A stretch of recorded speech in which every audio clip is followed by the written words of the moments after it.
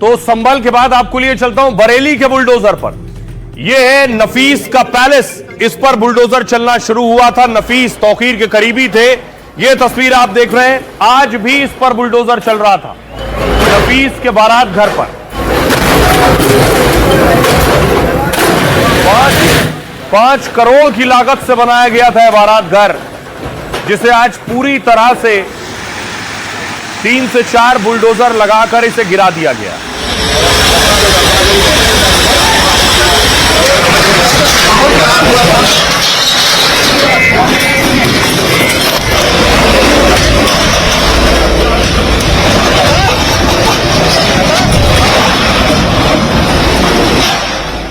और इतना ही नहीं, एक और करीबी थे तौकीर के।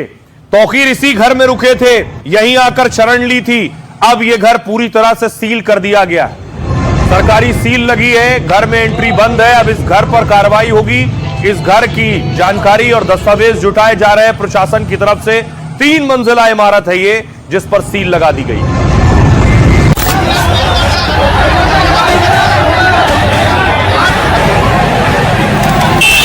बरेली में योगी का ताबड़तोड़ एक्शन हो रहा है।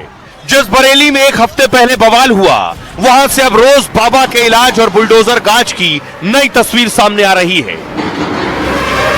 नफीस से नदीम और फरद तक तौकीर के करीबियों पर शिकंजा कस रहा है। किसी की अवैध दुकान और मैरिज हॉल सील कर दिए गए, तो कहीं बुलडोजर से करोड़ों की संपत्ति मिट्टी में मिला दी गई। अब योगी की पुलिस ने फरार दंगाइयों के खिलाफ भी बड़ा अभियान छेड़ दिया है।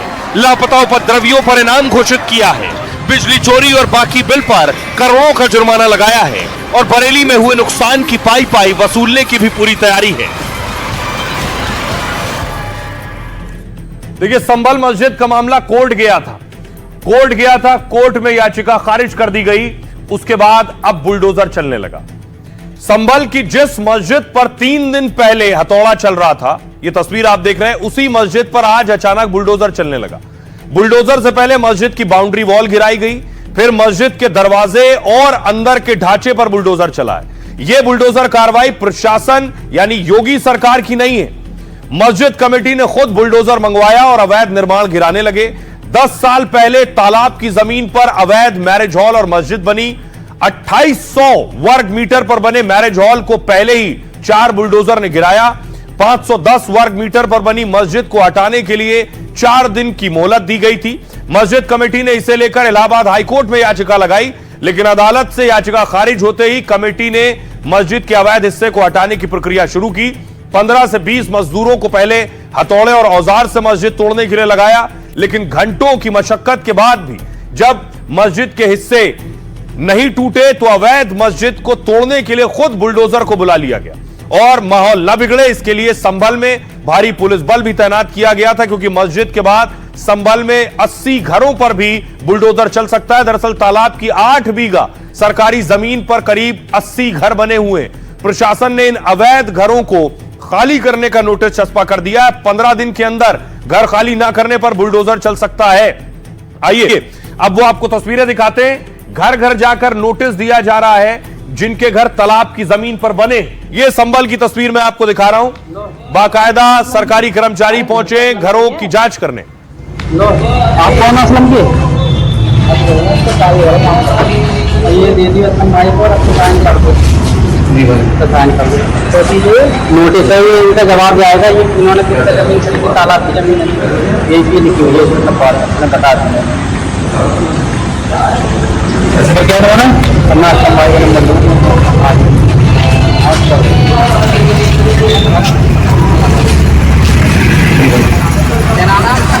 घर तो असलम का ही है।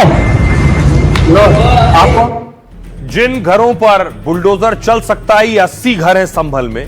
सुनिए वो लोग क्या कह रहे हैं। 5 साल से रह रहा हूँ। अब ये इनका कहना ये है कि ये अवैध है। यहाँ पर माननीय न्यायालय के भी आदेश है कि ये उसमें तालाब की जमीन है, क्योंकि हम यहाँ पर मकान हमारा पक्का है, इसमें हाउस टैक्स दे रहे हैं, बिजली का बिल दे रहे हैं, सड़क बनी हुई है। इन्हें 15 दिन का समय दिया है। नोटिस में ये कहा गया 15 दिन के आप अपना लिखित जवाब जो है दाखिल करें। ये कह रहे हैं कि अवैध कब्जा किया हुआ है, यहाँ तालाब था। अच्छा, इसका नोटिस है। जबकि अगर तालाब था तो फिर गवर्नमेंट ने यहाँ पर ये सरकारी सड़क क्यों डाली है? और यहाँ पर वाटर लाइन भी है, बिजली का बिल भी जाता है, तो गवर्नमेंट क्यों किस बात के ले रही है? उसको पहले नहीं देखा ये सब कुछ कि ये मकान बनने की अनुमति मिली हमें, और फिर क्यों बिजली की लाइन डालेगी यहाँ पर? अगर ये गवर्नमेंट की जगह है तो जब उसको पता है कब्जा किया गया है तो यहाँ पर लाइन क्यों डाली, क्यों यहाँ पर रोड डाले गए हैं? जो तालाब की भूमि है उस पर प्लॉटिंग करके अवैध मकान बना लिए गए हैं, उन्हीं को नोटिस दी गई। जैसी कि सूचना है कि कुछ भूमाफियाओं ने इस तरह की प्लॉटिंग करके जमीन को बेच करके और ऐसे गरीब लोगों को ठगा है। स्वाभाविक है, तालाब की भूमि पर कब्जा आप नहीं कर सकते और तालाब की भूमि को कब्जा मुक्त कराया जाएगा। संभल के अलावा बरेली में तौकीर के करीबियों की करोड़ों की जो संपत्ति थी अवैध जमीनों पर बनी, ऐसा दावा है, उस पर भी बुलडोजर चल रहा है। ये तौकीर के करीबी नफीस की संपत्ति है जिस पर बुलडोजर एक्शन हो रहा है।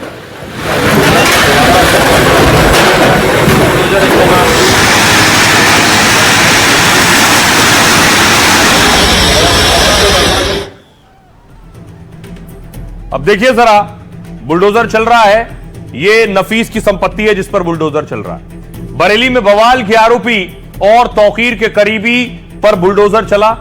डॉक्टर नफीस के मैरिज हॉल पर लगातार दूसरे दिन बुलडोजर की कार्रवाई हुई। पुलिस के मुताबिक सरकारी जमीन पर नफीस का अवैध कब्जा है और 10,000 वर्ग फीट में बने मैरिज हॉल की कीमत 5 करोड़ रुपए बताई जाती है। करोड़ों के इस मैरिज हॉल को हटाने के लिए पहले प्रशासन ने नोटिस दिया और जब आरोपियों ने कोई कदम नहीं उठाया तो उसके बाद बुलडोजर चलना शुरू हुआ। दूसरे दिन 35 मजदूर और 2 बुलडोजर से करीब 6 घंटे तक और कार्रवाई चली है और तौकीर के करीबी के अवैध बारात घर को पूरी तरह से जमींदोज कर दिया गया है। बुलडोजर एक्शन पर 100 पुलिस वालों और ड्रोन की पैनी नजर थी। 26 सितंबर को बरेली में जुमे की नमाज के बाद भारी बवाल हुआ और 30 सितंबर को बरेली के बवालियों पर पहली बार बुलडोजर चला। पहले तौकीर के दामाद और रिश्तेदार की अवैध संपत्ति ध्वस्त की गई और तौकीर के मददगार और करीबियों पर अतिक्रमण उनका ढाया जा रहा है। बरेली हिंसा मामले में अब तक 83 लोगों की गिरफ्तारी हो चुकी है। बाकी फरार उपद्रवियों पर इनाम घोषित करने की प्रक्रिया चल रही है और तौकीर के करीबियों को योगी का बिजली बिल का झटका भी लगने वाला है। बिजली विभाग ने उन पर 1 करोड़ 26 लाख बकाये का जुर्माना लगाया हुआ है। यह है एक्शन। आइए अब आपको सुनवाता हूं, जिस वक्त यह एक्शन हो रहा था हमारे सहयोगी रवीश वहां मौजूद थे, उनकी जरा रिपोर्ट देखिए। विकास प्राधिकरण का यह कहना है कि नफीस खान ने मकान का नक्शा पास करवाया था, लेकिन उसके बाद में के नक्शे को हटा के उसने और फिर यहाँ पर एक बड़ा सा मैरिज हॉल उसने तैयार कर लिया था। अब आप देखिए कि करोड़ों रुपए का ये मैरिज हॉल है और इसको देखते ही देखते जमींदोज कर दिया गया। बैंकेट हॉल का ये एक रिसेप्शन होता था जहां पर लोगों को आते थे लोग बुक करवाने के लिए, और ये आप देखिए ये पूरी तरीके से ये डायरी, ये सारा जो बैंकेट हॉल का दस्तावेज थे वो सब जो है वो जमींदोज हो गए हैं। तो नफीस क्या बुलडोजर चला, लगातार बुलडोजर एक्शन हो रहा है, लेकिन सियासतदान सवाल पूछ रहे हैं, बुलडोजर एक्शन कार्रवाई पर सवाल उठा रहे हैं। देखिए क्या कह रहे हैं। संजय सिंह कह रहे हैं बरेली का बवाल बीजेपी सरकार की साजिश है। असली मुद्दों से ध्यान भटकाने के लिए उत्तर प्रदेश में मुसलमानों के घरों पर बुलडोजर चलाया जा रहा है और सुप्रीम कोर्ट के आदेशों की धज्जियां उड़ाई जा रही हैं। साथ ही बीजेपी के सांसद कह रहे हैं प्रवीण खंडेलवाल, जब परिस्थितियां हाथ से बाहर निकल जाए तो बुलडोजर ही वो भाषा है जिसे अच्छे से अच्छा और टेढ़ा आदमी भी उसको समझ जाता है। इमरान मसूद कह रहे हैं यूपी सरकार एक तरफा कार्रवाई कर नफरत फैला रही है। कांवड़ पर जो उत्पात मचा था उस पर तो हाथ नहीं लगाया और मोहम्मद का पोस्टर लगाया तो टांगे तोड़ दी। नफरत वाली यह कार्रवाई सरकार को भारी पड़ेगी। सिद्धार्थ नाथ सिंह कह रहे हैं आरोपी चाहे किसी भी धर्म का हो, यूपी में जिसने भी साजिश की है या फिर माहौल बिगाड़ा है उन सब पर कानून के मुताबिक कार्रवाई हो रही है। अखिलेश यादव कह रहे हैं बीजेपी सरकार अपनी नाकामी छिपाने के लिए तानाशाही कर रही है। सरकार अपनी तानाशाही से संविधान की मूल भावना पर प्रहार कर रही है। दिनेश शर्मा कह रहे हैं विपक्षी दल बरेली यात्रा के नाम पर ड्रामा कर रहे हैं। वो सद्भाव या शांति के लिए नहीं भड़काने जा रहे थे, वो हिंसा और बवाल की आग में घी डालना चाहते हैं। बरेलवी कह रहे हैं भारत का मुसलमान भी अपनी सरजमी से प्यार करता है और किसी को अपना दुश्मन नहीं मानता है। आरएसएस को भी हम अपना दुश्मन नहीं मानते। आरएसएस से अपील है कि वो मुसलमानों को अपनाएं, इससे देश में सद्भाव का माहौल और ज्यादा बढ़ेगा। आइए आपको सुनवाता हूं, सुनिए जरा सियासतदान क्या कह रहे हैं। अगर हम आई लव मोहम्मद का पोस्टर लेकर चलते हैं, इसमें कौन सा गैर कानूनी काम? ये क्या मजाक कर रहे हैं आप? अगर कोई आई लव मोदी का पोस्टर लेकर गया तो क्या खड़े रह के सेल्फी लेंगे आप? और आई लव मोहम्मद का लेकर नहीं ले जा सकते। आई लव नीतीश कुमार लेके तो हाँ ये वफादार है। क्या आप मजाक कर रहे हैं? पूरे देश में पूरे देश का नाम खराब कर रहे हैं। अरे ये तो नफरत है भाई। कावड़ के ऊपर जो उत्पात मचा था उनको तो हाथ भी नहीं लगाया, और पोस्टर आई लव मोहम्मद का दिखाया तो टांगे तोड़ दी। ये तो नफरत है। मोहब्बत का पैगाम आप सल्लल्लाहु अलैहि वसल्लम ने पूरी दुनिया के अंदर मोहब्बत का पैगाम दिया है, मोहब्बत की बात की है। चेहरा है नवरात्रे, उसके बीच में उत्तर प्रदेश में जो लोगों ने ये षड्यंत्र करके उठाना चाहा तो उसमें कानून अपना काम कर रहा है, और कानून जो किया है वो सही किया है। कानून व्यवस्था तो पुलिस का काम है कंट्रोल करना, आपका तो काम है नहीं, तो आप अपने घर पे बैठिए। अगर किसी ने अपराध किया कानून की धारा के तहत उस पर कार्रवाई कीजिए। आपको सुप्रीम कोर्ट ने रोका है कि आप किसी के घर पे बुलडोजर नहीं चला सकते। योगी आदित्यनाथ जी की सरकार सुप्रीम कोर्ट के आदेशों की धज्जियां उड़ा रही है बरेली। जो डेलीगेशन जाना चाहता है वो नाटक थोड़ी करता है कि दम से करके तैयारी कर रहे हैं फिर आओ मुझे रोको। ये आग में घी छिड़कने का काम करने के बजाय लोगों में प्रेम और सद्भाव बढ़े, इसके लिए भी तो कोशिश करना चाहिए कभी कभी समाजवादी पार्टी को। ये भारतीय जनता पार्टी की एक साजिश है हिंदू मुस्लिम मस्जिद मंदिर मुद्दा जिंदा बनाए रखने का। अब देखिए पुलिस तो चुन चुन कर एक्शन ले रही है। तौकीर के जितने करीबी हैं उन सब पर एक्शन हो रहा है।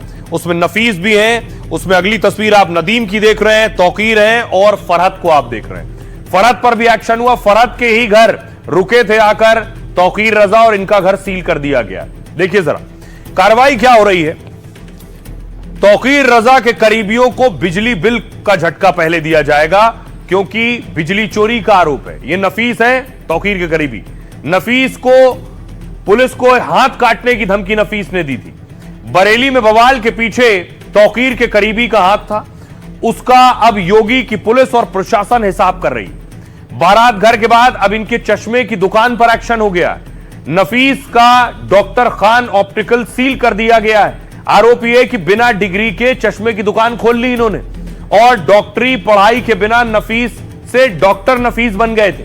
दंगे के आरोप में जेल में बंद नफीस पर नई एफआईआर हो सकती है। धोखाधड़ी यानी आईपीसी की धारा 420 का मामला भी दर्ज हो सकता है। इस मामले में तौकीर के करीबी को 7 साल की जेल हो सकती है। अगला नाम है नदीम का। बरेली में बवाल के पीछे नदीम का बड़ा रोल था।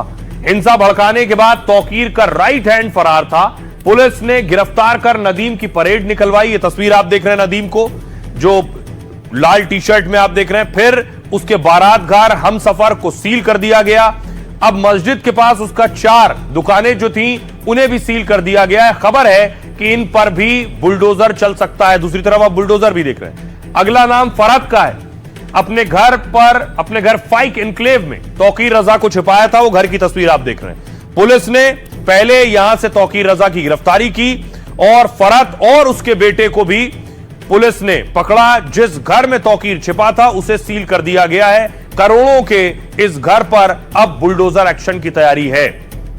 अब आपको दिखाऊं कि सुनिए जरा तौकीर के जो करीबी है फरहत, तो फरहत की जो घर है वो सील किया गया। ये आप देख रहे हैं फरहत नहीं, ये नफीस की दुकान है। नफीस की दुकान को सील किया गया है क्योंकि ये चश्मे की दुकान थी। चलाते थे और चश्मे की दुकान चलाते चलाते वो लोगों की आंख देखने लगे और आंख देखते देखते वो डॉक्टर बन गए। स्वास्थ्य विभाग ने कहा है कि इनके पास में डॉक्टरी की कोई डिग्री नहीं है, तो आखिर ये डॉक्टर कहां से हो गए? तो यही वजह है कि नफीस खान की इस प्रॉपर्टी को आप देख सकते हैं, ये ताला सील कर दिया गया है। करोड़ों रुपए की और भी दुकानें हैं जिन पर आरोप है कि नफीस खान ने तौकीर रजा के धार्मिक और सियासी रसूख का फायदा उठाकर अवैध जो संपत्तियां हैं वो उन्होंने अर्जित की। नफीस अब देखिए जरा सिर्फ इतना ही नहीं, अब सवाल यह है, ये जो बवाल शुरू हुआ, ये बवाल शुरू हुआ एक नारे से। आई लव मोहम्मद के पोस्टर पर कभी किसी ने एतराज नहीं किया, लेकिन बवाल शुरू हुआ सर तन से जुदा के नारे के, जो गली गली, शहर शहर, चौराहे चौराहे लगाए जा रहे थे। क्या लोगों को भड़काना मकसद था? लोगों के जहन को इस तरह कट्टर बनाना मकसद था कि सर तन से जुदा हो जाए?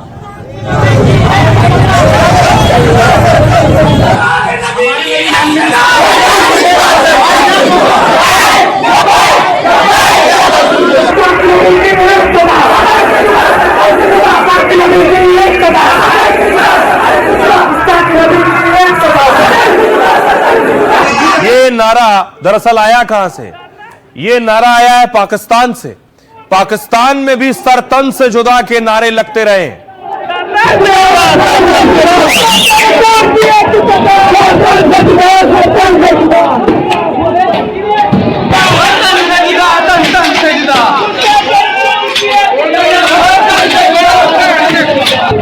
तो पाकिस्तान में नारा किसने दिया? वहां के धर्मगुरु खादिम हुसैन रिजवी और साद रिजवी उनके सुपुत्र। और क्यों दिया यह भी आपको बताऊं, अगली तस्वीर दिखाऊं मैं आपको। वहां गवर्नर थे सलमान तासीर। सलमान तासीर पर ईश निंदा के मामले में यह जो शख्स है मुमताज कादरी, इसने इनकी हत्या कर दी। और हत्या करने के बाद इसके साथ बहुत से लोग खड़े हो गए आकर और इसके हक की आवाज बुलंद करने लगे। यह बात अलग है कि इसको सजाए मौत दे दी गई, फांसी पर लटका दिया गया। तो उससे पहले मैं आपको बताऊं कि कौन है खादिम रिजवी और कौन है साद रिजवी, जहां से यह सर तन से जुदा का नारा निकला है। दरअसल सर तन से जुदा नारे की शुरुआत 14 साल पहले पाकिस्तान से हुई। पंजाब के गवर्नर सलमान तासीर की उनके गार्ड ने हत्या कर दी। आरोप है कि सलमान तासीर ने ईश निंदा कानून की आलोचना की थी। इस मर्डर से पाकिस्तान और मुस्लिम मुल्कों में अचानक भूचाल आ गया। गवर्नर के मर्डर से ज्यादा चर्चा आरोपी मुमताज कादरी की होने लगी। पाक के कट्टरपंथी मौलाना खादिम हुसैन रिजवी ने एक मुहिम छेड़ दी। मुमताज कादरी के समर्थन में लोगों को जमा किया, उसे हीरो बनाया।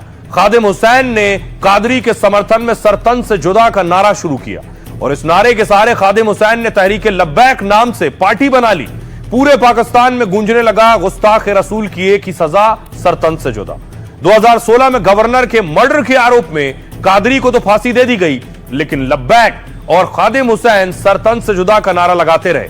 2020 में खादिम की मौत हो गई तो उनके बेटे साद ने मोर्चा संभाल लिया। साद भी पिता की तरह भड़काऊ बयान और सरतन से जुदा के नारे लगाने लगा, जबकि बड़े बड़े इस्लामी विद्वान इन नारों की बजाय भाईचारे की बात करते हैं। लेकिन भारत में कुछ लोग पूरी बात जाने बिना इस नारे से विरोध जताने लगते हैं। सुनिए जरा, इस नारे से बहुत से लोगों को ऐतराज है। बाबा बागेश्वर क्या कह रहे हैं?